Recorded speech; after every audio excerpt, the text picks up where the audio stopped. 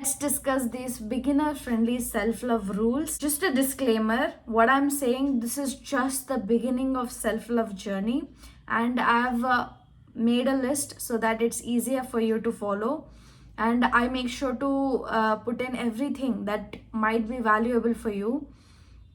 And also, it's my sincere request to take this video as a see if this works for you kind of content.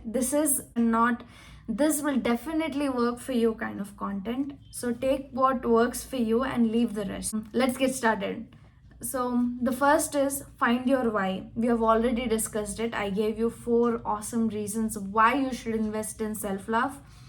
And being my personal journey, I think I was a very insecure person. It turned me into a confident, I would not say confident, a person who trusts herself with things and plans out things and wants to do good for herself. So this is the main reason why I even went to therapy, and I've been going to therapy for 2 years now because I really love myself. I want myself to progress, and I love my family, and I have a husband who I love. So my life is going really good, and I want to share this with you so that you could also have a changed, amazing life, right? So have your reason to why you want to love yourself really strong, right? So you should know what's your North Star by following the self-love journey. This is a discipline. This brings me to the second point of the video, which is it's a lifelong journey, right? You can't love yourself for a month and call yourself a self-lover. It is a lifelong discipline. You will sometimes hate yourself. The best part about self-love is that even when you're hating yourself, you're loving those parts of you that hate yourself. So you're giving love to entirety of yourself. So that's self-love. This is like God love, because self-love is related to the crown chakra of your body, and crown chakra is related to God, and just by loving yourself you're connected to God. So that's how powerful this is spiritually. So just know that it's a lifelong journey, and you have to invest in it slowly and slowly and slowly, and it only gets easier with time. Third point is the beginning of self-love starts with taking care of your body.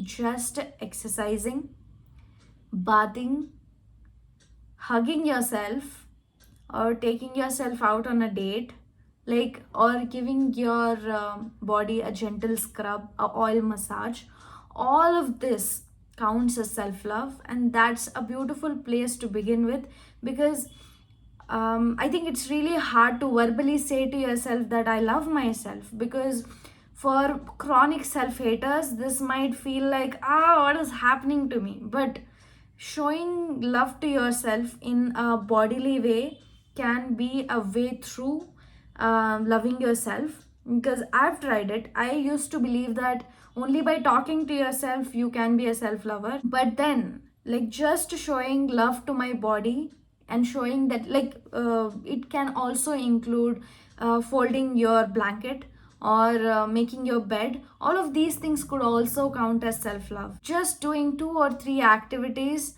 or just one activity that shows you that you're taking care of yourself is an act of self-love. So if you're doing that, kudos to you. You're already on a self-love journey. Okay, let's go to boundaries. I feel that this is number one. Whatever program you have on self-love, people definitely speak about boundaries, because I think people who get on self-loving journey are constant self-sabotagers or self-compromisers, because they think that giving to others is going to give them a lot of validation, right? We are validation seekers, but setting boundaries every now and then and telling other people that I'm important to myself is such a great act of self-love. It includes saying no to things that you don't want to do and saying yes to things that you really want to do. Boundaries in my life has been a come and go kind of relationship where I learned to set boundaries and I forgot about it. I started to compromise, and then I learned it again, and then I forgot it again, and then I learned it again, and then every now and then I remind myself to set boundaries with people. and with places and a lot of other things, just to make myself feel like I'm a loved one. An example could be, say you want to just stay by yourself today, and a friend call invites you to their house, or there's a party outside, but self-loving, knowing that your body needs to rest today and do not want to socialize today, and you say no very politely, saying that, hey, today I'm not feeling the best, and it's best if I uh, not come to your party, but I'll make sure next time I definitely try and do that. You're kind to yourself and also the other person, and you say no graciously. There are so many aspects to it. Of course, there are voices in you that will make you feel guilty, but self love is about that, prioritizing yourself so much that this guilt lowers. Self love is, according to me, truly about realizing your true self worth. It's about seeing yourself as a child. Like you would love this child, right? Any children, I think they're really innocent, they're really vulnerable, and you really want to love them, right? So how would it feel if I tell you that this child does not deserve this much amount of gold?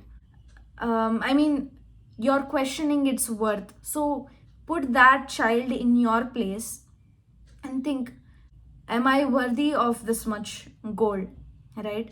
But if it's a child, how can you say that it's not worthy? Like, I think if it's a child, it's worthy of all the pleasures, all the good things, and all the amazing things that ever exist in this world, and no logical reason can deny it. And self loving yourself would mean that seeing this version of you as a child who deserves the world. Read and educate yourself on self love.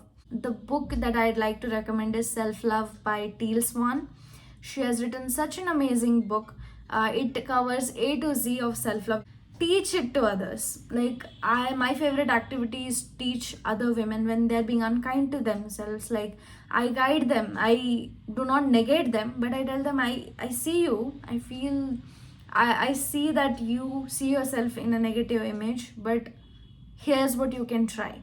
So when you educate other people, it also gets ingrained in you. So self love discipline grows by teaching it to others. The eighth point is romanticizing your wins, romanticizing small moments. What I see is that we don't celebrate ourselves because we have not been celebrated when we were small, but a great amount of self love journey is about celebrating your wins, giving yourself that validation. The best part is you could say anything good to yourself, and there is no one objecting that, except for few parts of yourself that hate you. But just imagine the power of celebrating your own wins. Next point is forgiving yourself. Forgiving yourself again and again is a crucial part of self love, because that's how you let go of the pain and learn new things. And one thing that has helped me the most in forgiving myself is Ho'oponopono prayer.